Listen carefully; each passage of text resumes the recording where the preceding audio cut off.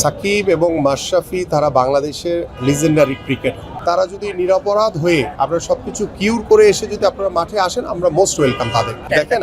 আমি একজন প্লেয়ার। সাকিব এবং মাশরাফি তারা বাংলাদেশের লিজেন্ডারি ক্রিকেটার। তাদের প্রতি বাংলাদেশের মানুষের যে ভালোবাসা আমি দেখেছি এবং খেলার প্রতি তাদের যে একটি আকৃষ্টতা রয়েছে, আমি একজন ক্রীড়াবিদ হিসেবে মনে করি যে যেহেতু তাদের যে মামলা সংক্রান্ত বিষয়টি রয়েছে সেটি রাষ্ট্রীয় সিদ্ধান্ত এবং রাষ্ট্রীয় সিদ্ধান্ত অনুযায়ী তারা ব্যক্তিগত তাদের যে লয়ার রয়েছে এবং তাদের লয়ারের মাধ্যমে তারা যদি আইনগত যে বিষয়গুলো রয়েছে সেগুলো ফেস করে তারা যদি নিরপরাধ হয়ে তারা যদি দেশের মাঠে এসে খেলে, সেই জায়গাতে আমি একজন স্পোর্টসম্যান হিসেবে অবশ্যই এটাতে আমি তাদেরকে ওয়েলকাম করব যে আপনারা এসে আপনাদের যে মামলাগুলো রয়েছে সেগুলো ফেস করে আপনারা যদি নিরপরাধ হন, আপনারা সব কিছু কিউর করে এসে যদি আপনারা মাঠে আসেন, আমরা মোস্ট ওয়েলকাম তাদের।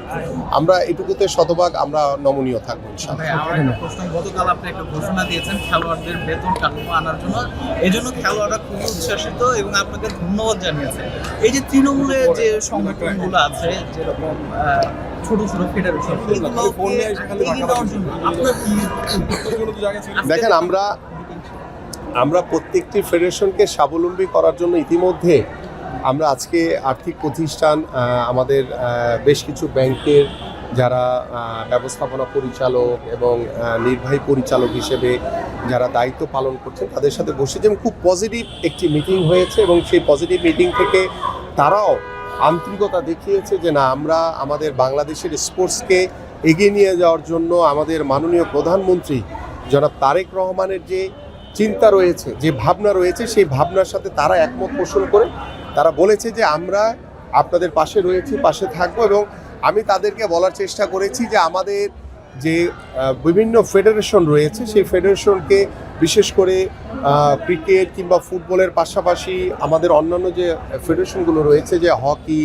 আমাদের আর্চারি, হ্যান্ডবল, ভলিবল, বাস্কেটবল থেকে শুরু করে বিভিন্ন ফেডারেশন, তারা হয়তো বা আর্থিকভাবে সেইভাবে তাদের সেই সচ্ছলতা নেই। তাদেরকে স্বাবলম্বী করার জন্য আমি স্পেসিফিকভাবে আমাদের যারা ব্যাংক প্রতিষ্ঠানের সাথে আজকে বসেছি যে তাদেরকে স্পেসিফিকভাবে বিভিন্ন প্রতিষ্ঠানের দায়িত্ব দিয়ে আমরা সেই ফেডারেশনগুলোকে আমরা স্বাবলম্বী করতে পারি কি না, এই ধরনের চিন্তাভাবনায় একটি আলোচনা আমাদের হয়েছে। সো আমরা পর্যায়ক্রমে তাদের কাছে প্রস্তাবনা পাঠাবো এবং বাংলাদেশ ব্যাংকের কাছেও প্রস্তাবনা পাঠাবো যে আমাদের এই ফেডারেশনগুলো যারা অসচ্ছল তাদের পাশে কিভাবে আমরা আর্থিক প্রতিষ্ঠানগুলো পাশে দাঁড়িয়ে তাদেরকে স্বাবলম্বী করা, খেলোয়াড়দেরকে স্বাবলম্বী করার পাশাপাশি আমরা যাতে আমাদের খেলাগুলোকে দেশীয়ভাবে সমৃদ্ধ করে যাতে আন্তর্জাতিক অঙ্গনে যাতে একটি ভালো জায়গায় পৌঁছাতে পারি, এই জন্য আমরা তাদের সকলের কাছে সহযোগিতা চাই। প্রথমত হচ্ছে যে আপনারা ইতিমধ্যে অবগত হয়েছেন যে আমাদের দেশ গড়ার পরিকল্পনার ভিতরে যে 8টি সাবজেক্ট রয়েছে সেই 8টির ভিতরে স্পোর্টস হচ্ছে অত্যন্ত গুরুত্বপূর্ণ একটি সাবজেক্ট এবং সেই স্পোর্টসকে আমরা সারা বাংলাদেশের তৃণমূল পর্যায়ে ছড়িয়ে দেওয়ার জন্য আমরা যেই কাজগুলো ইতিমধ্যে আপনাদের সাথে বিভিন্ন সময়ে আলোচনা করেছি, কথা বলেছি এবং আমরা চাই যে খেলাধুলাকে পেশা হিসেবে প্রতিষ্ঠার মাধ্যমে আমরা প্রত্যেকটি তৃণমূল পর্যায়ে আমরা খেলাধুলাকে ছড়িয়ে দিতে চাই। কারণ খেলাধুলা এমন একটি জায়গা যে দল মত নির্বিশেষে একটি জাতিকে আমরা ঐক্যবদ্ধ করতে পারি এবং সেখানে আমরা সবাই বাংলাদেশি হয়ে আমরা একটি বাংলাদেশকে রিপ্রেজেন্ট করি এবং সবার আগে বাংলাদেশকে সামনে রেখে আমরা চাই যে আমাদের জাতীয় শিক্ষাক্রমে আমাদের যেভাবে সিদ্ধান্ত হয়েছে যে আমরা 4র্থ শ্রেণী থেকে আমরা খেলাধুলাকে বাধ্যতামূলক করব, পাশাপাশি নতুন করে স্পোর্টসের যে কর্মসূচিটি এটি আমরা চেষ্টা করছি যে ঈদের পরপরই আমরা যাতে উপজেলা, জেলা, বিভাগীয় লেভেলে আমরা শুরু করে দিতে পারি এবং সেটি একদম ইউনিয়ন লেভেল থেকে আমরা শুরু করব এবং সেই ইউনিয়ন লেভেল থেকে শুরু করে আমরা চেষ্টা করব যে এই আগামীর বাংলাদেশে একটি যাতে আমরা বাৎসরিক একটি ক্যালেন্ডার তৈরি করব এবং সেই ক্যালেন্ডার অনুযায়ী আমাদের স্পোর্টস মিনিস্ট্রি এবং আমাদের এনএসসি থেকে আমাদের যে ক্যালেন্ডাররা রয়েছে এবং আমরা সেখানে আন্তর্জাতিক পর্যায়ে আমাদের ফুটবল, ক্রিকেট থেকে শুরু করে সকল আর্চারি, শুটিং, ভলিবল, হ্যান্ডবল, আমাদের সাঁতার, সকল খেলোয়াড়দের একটি যে আমরা সারা বছর একটি ক্যালেন্ডার ভিতরে নিয়ে আসতে চাই এবং সেই ক্যালেন্ডার ভিতরে আনার মাধ্যমে আমরা আমাদের যে জেলা ক্রীড়া অফিসার রয়েছে এবং আমরা উপজেলা ক্রীড়া অফিসার আমরা সৃজন করব ইনশাআল্লাহ। এবং আমরা প্রত্যেকটি স্কুলে আমরা এখন এই পর্যায়ে হয়তো বা আমরা প্রত্যেকটি স্কুলে ক্রীড়া শিক্ষক নিয়োগ দিতে পারবো না, বাট আমরা উপজেলা পর্যায়ে প্রত্যেকটি ইভেন্টের জন্য 3 জন করে ক্রীড়া শিক্ষক নিয়োগের মাধ্যমে আমরা টোটাল একটি বাংলাদেশের পরিবেশগতভাবে সামাজিকভাবে আমরা একটি পরিবর্তন আনতে চাই বাংলাদেশের ক্রীড়াঙ্গন নিয়ে। এবং আপনি যে বিষয়টি বলেছেন যে আমি আমার এলাকার জন্য কি করব।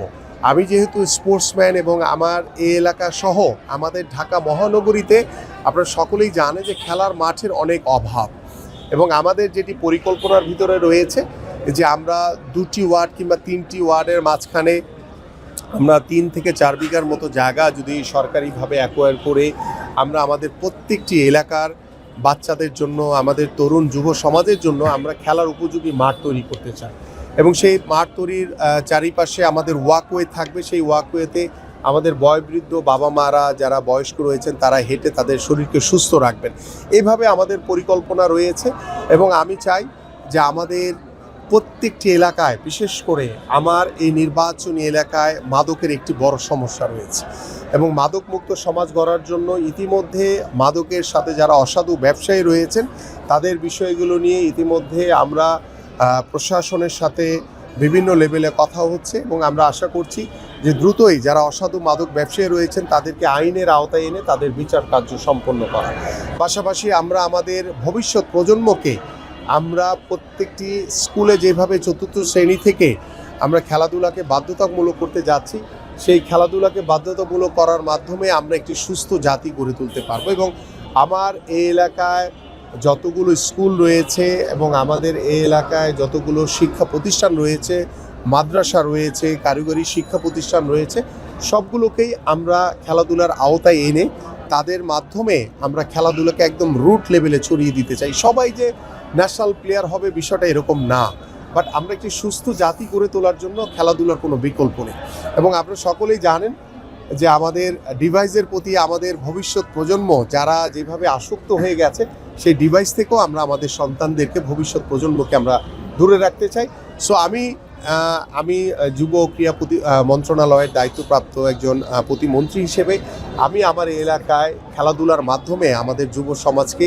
আমি নতুনভাবে ঢেলে সাজাতে চাই, এবং যুব সমাজের যারা বেকার রয়েছে তাদেরকে বিভিন্ন প্রশিক্ষণের মাধ্যমে তাদের কর্মসংস্থান আমি নিশ্চিত করতে চাই ইনশাআল্লাহ। আমির ভাই, বড় একটা জায়গায় আপনি দায়িত্ব পেয়েছেন, পুরো বাংলাদেশের খেলাধুলার দেখার দায়িত্বটা আপনার এখন। কিন্তু আপনি যে জায়গাটায় বসেছেন, আপনার সেই জায়গাটায় আপনার আগে যারা ছিলেন বা তার আগে যারা ছিলেন তারা আপনার জন্য আসলে কি রেখে গেছেন? আপনি কি, অনেকগুলো ফেডারেশন আছে, সেই ফেডারেশনগুলোর কোনো দলিল বা তারা কিভাবে এতদিন চলেছে, আপনি কিভাবে চলবেন, কোনো কিছু আপনার জন্য নথিপত্র রেখে গেছে কিনা? আপনি কি অবস্থায় আছেন? আমি ইতিমধ্যে, আপনারা জানেন যে আমি আমাদের 51টি ফেডারেশনের সাথে বসেছিলাম, এবং তাদের কাছ থেকে কিছু গত 1 বছরের তাদের সফলতার কিংবা তাদের ব্যর্থতার যে মূল্যায়ন, সেটার একটি রিপোর্ট আমি তাদের কাছে চেয়েছি, এবং তাদের বাৎসরিক ক্যালেন্ডার চেয়েছি। এবং আমি যেইভাবে বিগত সরকার চালিয়েছে আমরা দেখছি, এখানে আরও অবজারভেশন করছি যে আরও কোথাও কোনো সমস্যা আছে কিনা, বাট আমরা খুব পজিটিভলি চিন্তা করছি যে আমরা অতীতের দিকে না তাকিয়ে আমরা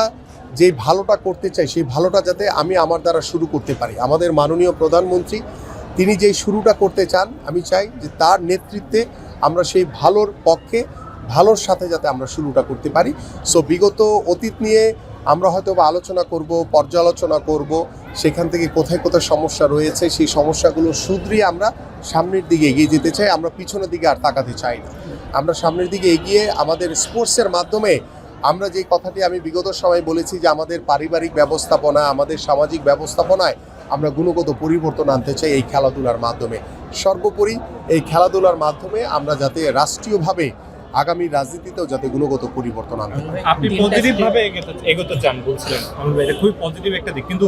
দলিলগুলো বা নোটগুলো থাকলে আপনার আগানোর পথটা একটু সহজ হতো কিনা? আমি তো বেশি দিন হয় নাই, মাত্র 7-8 দিন হয়েছে অফিস করেছি। সো আমি বিষয়গুলো নিয়ে ফেডারেশনগুলোর সাথে ইন্ডিভিজুয়ালি বসা শুরু করেছি, আপনারা জানেন। তো প্রত্যেকটি ফেডারেশনের সাথে বসলে তাদের সাথে আলোচনার মাধ্যমে কোথায় কোথায় সমস্যা রয়েছে, তাদেরও কি সমস্যা রয়েছে এবং কীভাবে আমরা তাদের পাশে দাঁড়াতে পারি, এবং স্পোর্টস মিনিস্ট্রি, এনএসসি এবং আমাদের ফেডারেশন, ক্রীড়াবিদ, ক্রীড়া সংগঠক সবাইকে আমি একটি পরিবারের আওতায় নিয়ে আসতে চাই এবং পরিবারের মতো করেই আমরা একে অপরের পাশে থেকে যাতে আমরা আমাদের স্পোর্টসকে এগিয়ে নিয়ে যেতে পারি, এটাই হচ্ছে আমার প্রত্যাশা। আপনি বলেছিলেন 3টা স্টেডিয়াম বরাদ্দ দেওয়ার কথা, যার মধ্যে একটা স্টেডিয়াম চট্টগ্রাম ক্রিকেটও মাঝে মাঝে ব্যবহার করতো, মানে অনেকেই এখন বলছেন আপনি যেহেতু সাবেক ফুটবলার, ফুটবলকে পুরোটা দিয়ে দিলেন, মানে এটা কি বৈষম্য হয়ে গেল আমাদের কিনা? না আমাদের যেহেতু বিভাগীয় ক্রিকেট স্টেডিয়াম রয়েছে চট্টগ্রামে, তো সেই ক্ষেত্রে ফুটবল স্টেডিয়ামের জন্য যেহেতু ফিফার অর্থায়নে তারা আমাদের স্টেডিয়ামগুলোকে সংস্কার করবে এবং সেই স্টেপগুলো আরও নতুন আঙ্গিকে ঢেলে সাজানো হবে এবং সেই চিন্তাভাবনা করেই যে আমাদের যেখানে ইতিমধ্যে ক্রিকেট স্টেডিয়াম রয়েছে এবং আপনারা জানেন যে দীর্ঘদিন ধরে কমলাপুর আসলে ফুটবল হচ্ছে, কিন্তু আনুষ্ঠানিকভাবে সেই বরাদ্দটা তাদেরকে দেওয়া হয়নি। যেহেতু ফিফার অনুদানে আমাদের বাংলাদেশ ফুটবল ফেডারেশন আরও অনেক স্টেডিয়ামের তারা বরাদ্দ চেয়েছে, বাট আমরা প্রাথমিক পর্যায়ে কমলাপুর, চট্টগ্রাম এবং আমরা সিলেটের স্টেডিয়ামকে আমরা চুক্তির মাধ্যমে সেটি আমরা তাদেরকে বরাদ্দ দিব এবং এটি আমরা মন্ত্রণালয়ের আমাদের যে মিটিং, সেই মিটিংয়ে আমরা নীতিগতভাবে সিদ্ধান্ত নিয়েছি এবং সেই সিদ্ধান্ত অনুযায়ী আমরা যে 3টি স্টেডিয়ামের কথা বললাম সেটি দিব এবং পর্যায়ক্রমে আমরা যেখানে যেখানে ক্রিকেট স্টেডিয়াম রয়েছে পাশাপাশি ফুটবল স্টেডিয়াম থাকলে আমাদের ফুটবলকে ডেভেলপমেন্ট করার জন্য আমরা সেই স্টেডিয়ামগুলোকেও আমরা ব্যবহারের জন্য তাদেরকে সেই সুযোগ তৈরি করে দিব। কারণ আমরা চাই শুধু ফুটবল না, সেখানে অন্য কোনো স্পোর্টস যদি স্পেস চায় আমরা সেই স্পোর্টসগুলোকেও মোটিভেট করব যে ভালো কিছু করার জন্য। পাশাপাশি আমাদের একটি পরিকল্পনা রয়েছে যে আমরা গ্রামীণ জনপদে যেখানে খালি জায়গা রয়েছে সেখানে মাঠগুলোকে সংরক্ষণ করে যাতে আমরা খেলার উপযোগী মাঠ তৈরি করে দিতে পারি। কারণ এখানে অবকাঠামোর চেয়ে আমরা খেলাধুলার দিকে বা খালি মাঠকে বেশি প্রাধান্য দিচ্ছি, যাতে আমাদের ছেলেমেয়েরা, আমাদের তরুণ যুবকরা যাতে খেলাধুলার মাধ্যমে তারা যাতে শারীরিকভাবে সুস্থভাবে মানসিক এবং শারীরিক বিকাশ নিয়ে যাতে তারা বেড়ে উঠতে পারে।